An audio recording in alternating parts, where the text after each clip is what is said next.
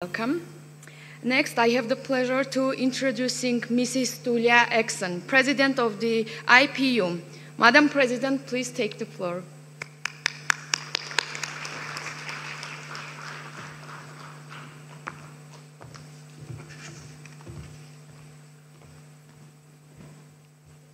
Mr. Prime Minister of the Republic of Armenia, Mr. President of the National Assembly of Armenia, Mr. Secretary General of the IPU, and of course we are all looking forward to receiving the President of the IPU Board of Forum of Young Parliamentarians, who, as we have been informed, will be joining us in the course of the day.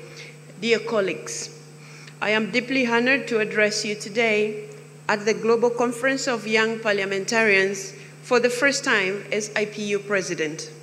It is a pleasure to be welcomed so graciously in this beautiful city of Yerevan, where ancient history and modern aspirations intertwine.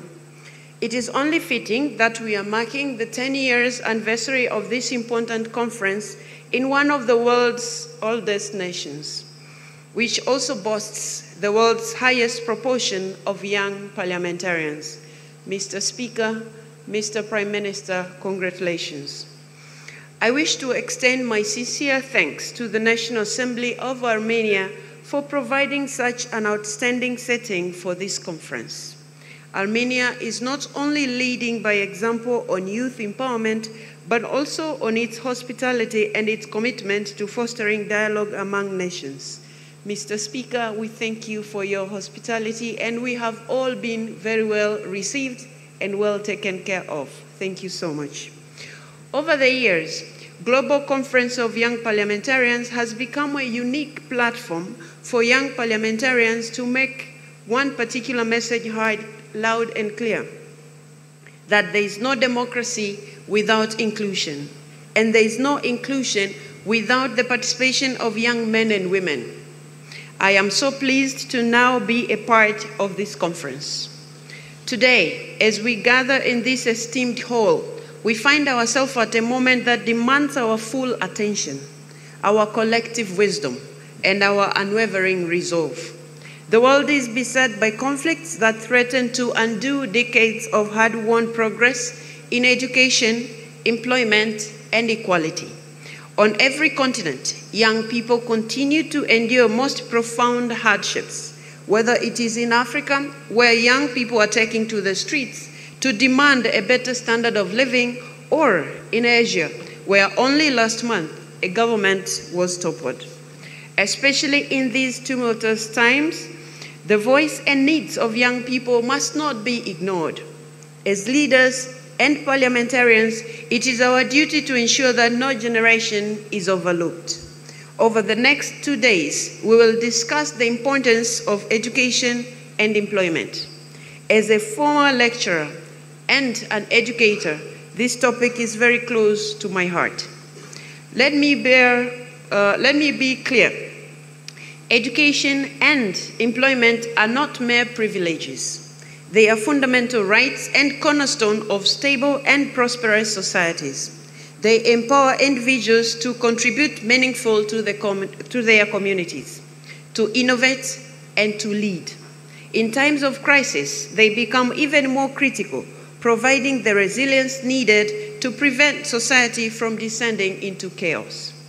Yet, today, education and employment are crumbling under the weight of conflicts, natural disasters, and economic upheavals.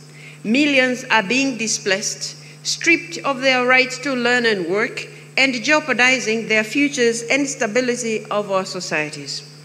If we allow a generation to be lost, we face a future marred by deepening inequality and widespread disillusionment. The cost is not just human potential wasted, but entire communities and nations weakened. Education and employment give hope. Without them, young people may drift into the shadows, and the seeds of despair can take root, threatening to unravel the very fabric of our societies. This is why the urgency of our mission has never been clearer. We need to bring education and employment back to the center of our politics. We must double down. It is high time that access to education for all is guaranteed and delivered. This includes free and compulsory education for those in crisis situations, supported by flexible curricula, language programs, and teacher training. As more people are on the move, we also need to ensure that they can be productive workers in new environments. This requires greater investment in job investment and placement services, language assistance, and recognition of skills for newcomers. But above all, if we are to craft laws and policies for young people, we need young people at the heart of designing these initiatives. To echo the words of IPU's young members of parliament, no decision should be made about youth without youth. So how are we faring? Aside from success stories like Armenia, we have much work to do. Only 2.8% of members of parliament are under the age of 30, despite half of the world's population being in this group. Parliaments are not just legislative bodies. They are platforms for change. And to embody this change, they must reflect the people they serve. The more voices they are, the better our policies become. This is not just a moral imperative. It is the surest path to delivering to the people. We see this with youth in politics. And we also see this in another group, women. We know from IPU research that women members of parliament tend to prioritize social welfare in their work, and this has a positive impact for policies on education and labor. When more women are in political sphere, these areas receive increased attention and societies prosper. Yet women's leadership and political participation remain insufficient. Less than 25% of the world's members of parliament are women. And when it comes to young women, the situation is even worse. Only 1.4% of members of parliament are women under 30. This represents millions of voices unable to provide the solutions we need on education and employment. Of course, the same can be said for many other groups that face underrepresentation, marginalization, and even discrimination. People with disabilities, and the impoverished, minorities, and many more. We must tear down the structural and legal barriers they face, not only to protect their rights, but also because we need each and every one of us to contribute to better political decision. As the famous saying goes, leave no one behind. Dear colleagues, to enhance education and employment, with all these rich perspectives, we need to firstly adapt education and employment support services to meet the needs of all segments of society, genders, and abilities. Education is the seed from which our leaders grow. Secondly, design institutional reforms for our parliaments, so our parliaments are accessible to all. This can include quotas, fair campaigning, financing, and supporting new aspirants in political parties. Thirdly, reform discriminatory laws wherever they exist.